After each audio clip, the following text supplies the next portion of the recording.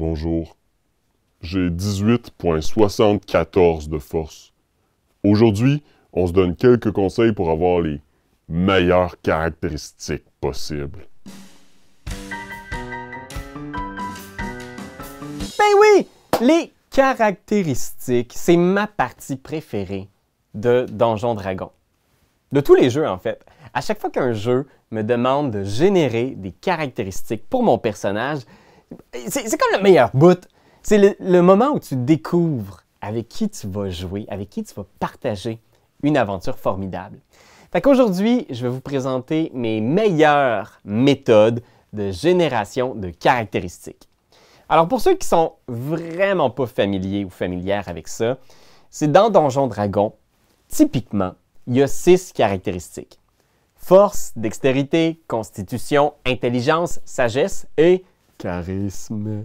Et le but, c'est d'avoir des forces et des faiblesses.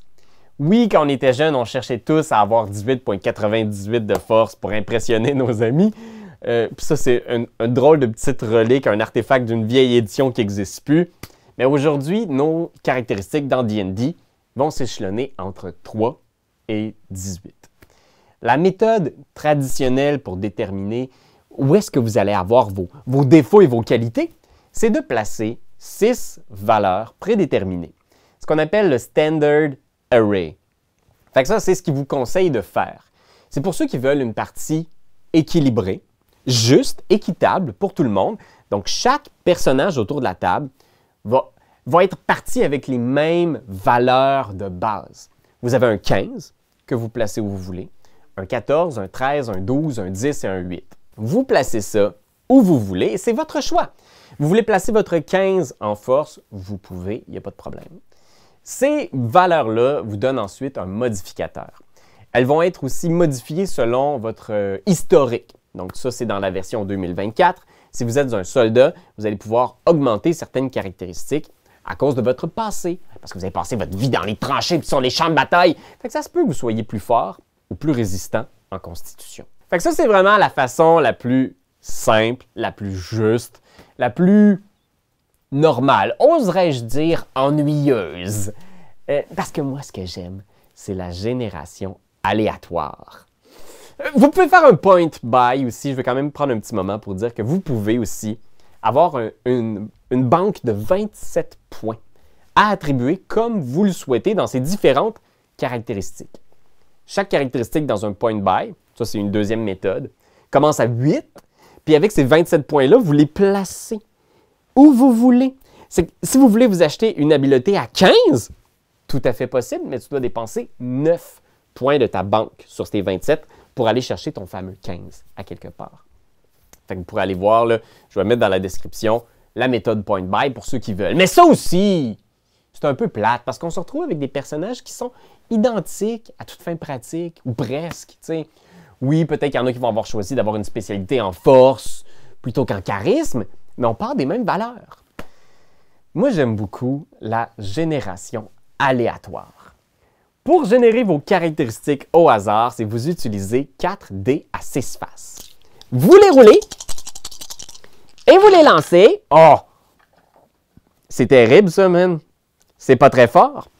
Vous ignorez le plus petit résultat, comme par exemple ici, j'ai roulé 4, 1, 2 et 1. Je vais pleurer. Fait que je prends un des 1, la plus petite valeur, je la mets de côté et je totalise les 3 dés avec les plus hautes valeurs. 4 plus 1, 5, c'est 7. Total de 7. Donc, une de mes valeurs de caractéristique qui va être 7.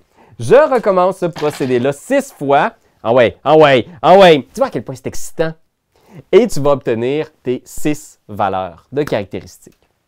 Ce que j'aime de la méthode de la génération aléatoire, c'est que tu as vraiment l'impression de découvrir un personnage unique.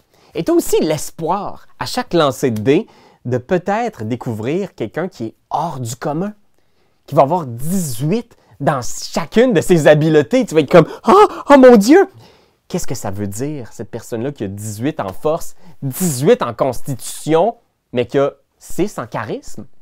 Qu'est-ce que c'est son histoire? Pourquoi elle est si physiquement impressionnante, mais elle a du mal à entrer en contact avec les gens? peut-être qu'elle est timide, peut-être qu'elle a été brisée, blessée dans son passé. Fait que juste ça, juste rouler ces 4d6-là, vous êtes déjà en train d'écrire l'histoire de votre personnage. Et c'est ça, moi, que j'aime dans la génération aléatoire. Mais là, Internet, tu trouves peut-être aussi que cette méthode-là, elle est un peu trop OP. C'est-à-dire qu'il y a des gens qui vont utiliser cette méthode-là parce qu'ils veulent générer des personnages avec des habiletés incroyables, juste parce qu'ils veulent le personnage le plus fort possible. C'est la méthode préférée des power gamers, comme on les appelle. Et il est possible, vous allez voir, là, je donne l'impression que vous allez peut-être avoir des habiletés très basses, mais avec 4d6, c'est difficile d'avoir un personnage qui est injouable. Il y a de très fortes chances que vous allez être au-dessus de la moyenne. Fait que si vous souhaitez éviter le power gaming, vous donnez un défi, un vrai défi, comme si vous étiez en train de jouer à Donjon Dragon en mode difficile. Vous pouvez vous inspirer de la méthode de génération de caractéristiques de la boîte rouge de Menzner. C'est la boîte de Basic Donjon Dragon. Je pense que c'est une édition de 83. Et la méthode de génération old school à l'époque, c'était de lancer uniquement 3d6 dans l'ordre. Ce que je veux dire par dans l'ordre, c'est que vous allez lancer les 3d6 et le premier résultat, c'est votre force. Vous choisissez rien. Le résultat que vous roulez là, c'est votre force. Le prochain, dextérité. Fait que là, j'ai roulé 2 6, 1 3, j'ai 15 de force. J'étais en train de faire un guerrier, c'est sûr, ou un paladin peut-être, un barbare. Moi, j'aime beaucoup la méthode old school. Puis je sais, bien sûr, hein, ça va faire des habiletés qui sont un peu plus basses. 3d6, c'est pas beaucoup. Il est possible que vous ayez un personnage qui est assez faiblard quand on le compare aux personnages typiques qui ont commencé avec la méthode de 2024. Mais en même temps, c'est vraiment un défi d'interprétation. Parce que dans votre partie, avoir un guerrier qui a juste 13 de force, c'est au-delà de tous les personnages moyens de D&D, mais en même temps, comment ce personnage-là va manœuvrer dans la vie? Est-ce qu'il va essayer d'éviter le conflit, de négocier davantage, d'être plus discret? Ça va stimuler beaucoup plus la créativité et l'intelligence de vos joueurs. Ils vont moins se fier sur leurs statistiques si celles-ci sont subpar, en dessous de la moyenne. Sachez qu'il y a de l'espoir aussi. Hein? Parce que même dans la version old school de Donjon Dragon, si à la fin de la génération des caractéristiques, vous aviez rien au-dessus de 9, vous pouviez scraper les résultats et recommencer de nouveau toute la génération des caractéristiques. Fait qu'il y a de l'espoir. Si tu roules rien au-dessus de 9, tu reroules. Il y a un autre espoir aussi, à la fin de la boîte Basic, ils disent que vous pouvez vous entraîner.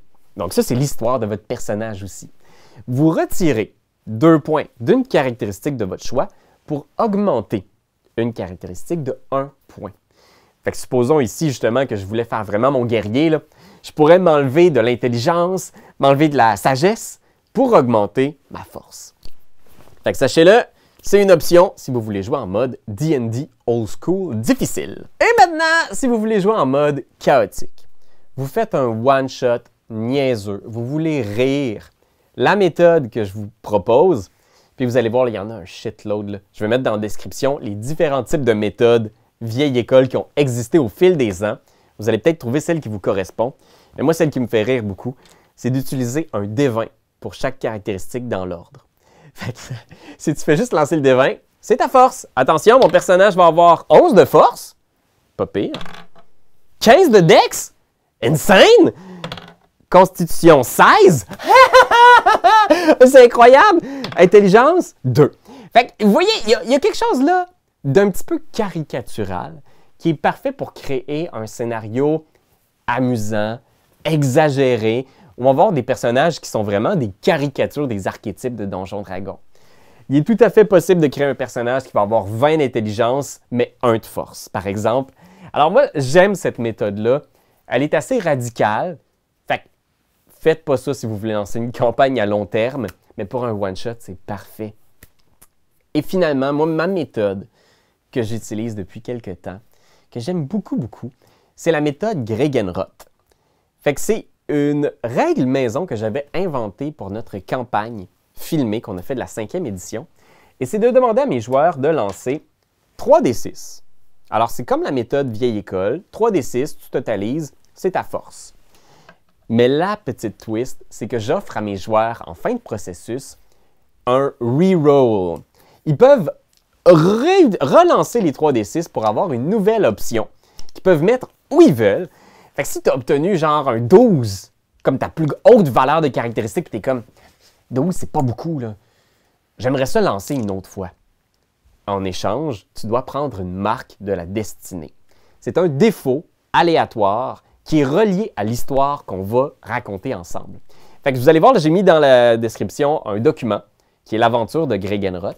Puis là-dedans, vous avez la table avec toutes les marques du destin possible. Fait que oui, tu as peut-être la chance de rouler un 18 à nouveau, mais en échange, tu es recherché par un gang de voleurs. Tu es marqué peut-être par une entité diabolique. Peut-être que ça va te donner des nouveaux défauts, des qualités. Peut-être que tu viens d'une famille noble qui est très appréciée, mais qui s'est fait beaucoup d'ennemis puissants. Fait que cette table-là est faite pour raconter l'histoire et ça impose des espèces de béquilles narratives à mes joueurs qui ont roulé des stats trop basses.